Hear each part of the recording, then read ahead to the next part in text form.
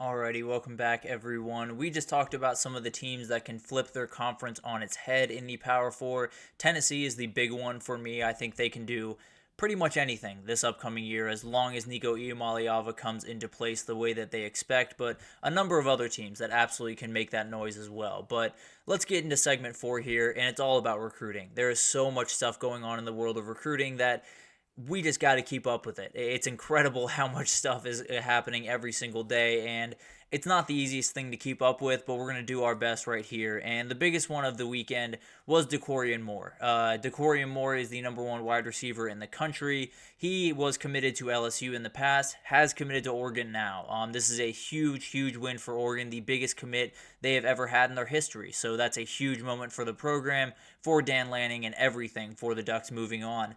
Texas is the one that missed out here. LSU and Ohio State were in this conversation, but really towards the end of the day, it was a Oregon against Texas battle, and Oregon won. And a lot of people are pointing towards NIL and that type of thing, and obviously that's going to play a part in some of these recruitments, but Oregon just out-recruited Texas is what it sounds like.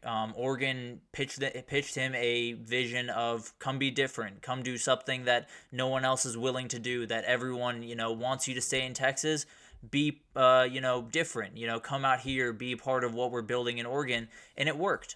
So at the end of the day, we can talk about Oregon, going after NIL a ton, and they should because of the people that they have in their alumni base. But regardless, this just seems like really good recruiting by Oregon, and I think they just did a better job than all the other teams at the end of the day. But it does make guys for Texas like Khalil Lockett, Jamie French, Kelshawn Johnson making a decision here pretty soon that got messed up a little bit by the hurricane coming through Texas. Hope everyone is okay there. But overall, those are super important guys. If they want to have the wide receiver class that they can have and still be a very, very good class with even without Decorian Moore, but that's a huge hit, and they're going to have to definitely take some big-time steps forward over the next couple of weeks at that position in particular. But that's not where the bad news stopped for Texas by any means. Riley Pettijohn, a very talented linebacker, one of the top linebackers in the class, committed to Ohio State over the weekend. Another one that Texas led for until the last couple of weeks, and not really sure exactly what happened that pushed him towards Ohio State, but regardless, a huge win for Ohio State. If you are a Texas fan, the guy to watch going forward is Madden Faramo, a very talented guy, a heavy Notre Dame lean right now, but Johnny Nansen, the linebacker coach down at Texas, has a ton of ties there, so that's one that they're trying to kind of win over right now. So definitely not the loss that they wanted. This is a guy that they very much expected to be in the fold, at least up until about a week ago. So not necessarily the best of times down in Texas recruiting. And then finally, losing Brandon Brown to LSU over the weekend. He flipped from Texas to LSU. Is a huge one, but it's a much more expected than the other ones. He had a great relationship with Bo Davis, who left Texas to go to LSU. This one was just kind of expected. And also, Kenny Baker is the new defensive line coach down there at Texas, and he came from the NFL. So it's never going to be easy for him to get some of the connections, some of the networking that needs to be done to be an elite recruiter, especially in the state of Texas. It's going to take him some time. But the reality is, if Alfred Collins, if Vernon Broughton, if all of those big-time guys play at an elite level this upcoming year, it won't be a problem going forward. It's just, as of right now, they don't know what to expect. So it's definitely a fight that Texas is really in the throes of right now. But Cade Phillips is one that kind of softened the blow just a little bit. A 4-star DB did commit to Texas this past weekend, a big-time pickup there, someone that they very much like, and I think this is one that could be the start of a good little stretch here for Texas. I think Khalil Lockett is going to make a decision here pretty soon. So is Kelshawn Johnson and some other guys that Texas is definitely in the milieu for. I think one guy that they just need is Michael Fasusi. If they cannot bring in Michael Fasusi and he ends up going to A&M, then it's panic time. But as of right now, you're looking a little bit worried. Let's just put it that way over at Texas. But another team I want to touch on is Missouri. Lamont Rogers, a very, very talented offensive tackle, 6'7", 322, 4-star out of Mesquite, Texas. He's going to Missouri, and this is another one that Texas lost. This was more of a Missouri-OU battle towards the end, but Texas was absolutely in on this thing. So Lamont Rogers, a very, very talented player. Missouri just continues to do work on the recruiting trail. It's really remarkable to watch how quickly this thing has turned into a terrifying recruiting entity, to be totally honest.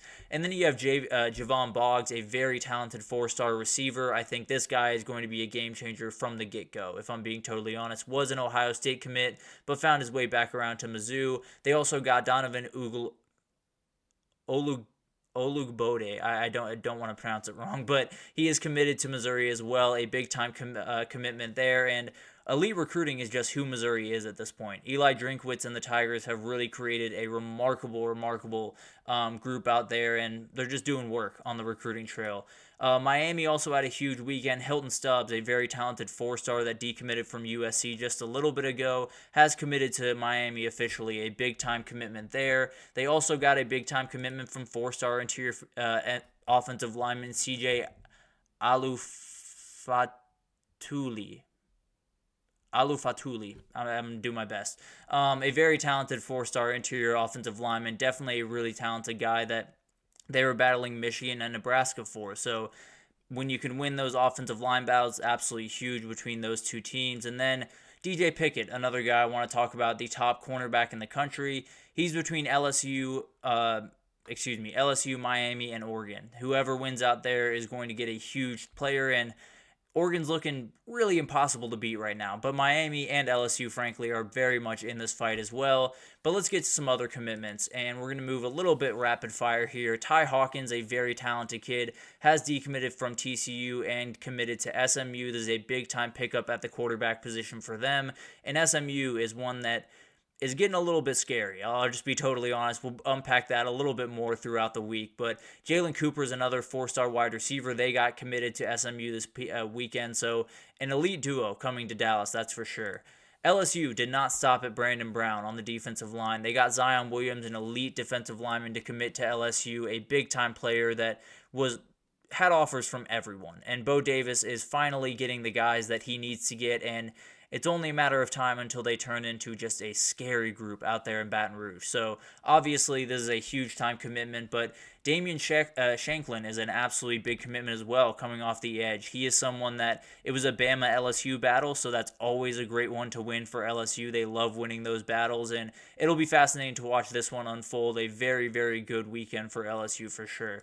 Florida State got in on the action a little bit. Peyton Joseph, a very talented offensive line commit, four-star interior offensive lineman, was previously committed to Florida, so that's always a little bit of a fun one for the Noles fans out there to stick it to Florida a little bit. But moving on here, we have a four-star safety, Jadon Blair, a very talented kid out of Notre Dame. He is someone that is definitely going to be a huge piece of this class, because it sounds like their other top safety, Ivan Taylor, might be heading towards Michigan. I believe he got an expert prediction from Steve Wiltfong over the weekend, so that's definitely one to watch. On the other side of this, you get a commitment, sometimes you lose a commitment from that position. So obviously a big-time pickup there, but Notre Dame could be losing the biggest guy in their class in Ivan Taylor.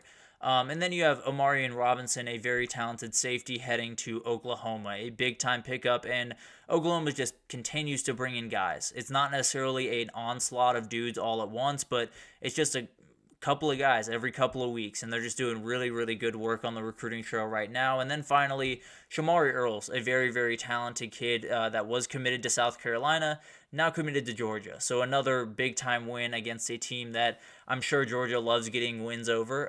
The number 8 cornerback in the country, according to On3, so a very talented kid. Definitely a big-time pickup for Georgia. So a lot going on in recruiting, to say the least. There are so many commitments, so many decommitments, and so many things to watch. David Sanders dropped his top 4 that didn't have Clemson in it, which was very, very interesting. This is a number 2 player in the country, so that'll definitely be one to watch. It sounds like Georgia is kind of leading just a little bit, but Tennessee is pushing, Nebraska is pushing, Ohio State's pushing. So we'll figure out what happens with that one. Just so much stuff going on in the world of recruiting, but overall, the things to watch as we get throughout the rest of this month is what does Texas do throughout the rest of this month? As LSU, Miami, Oregon, do they continue to surge? Is Bama still have a little bit left in the tank and making some things happen behind closed doors? So a ton of stuff to follow over the next little bit, and we absolutely will keep you updated. But let's take our final break here, and when we come back, we're going to do a little bit of a different segment, a Monday roundup, where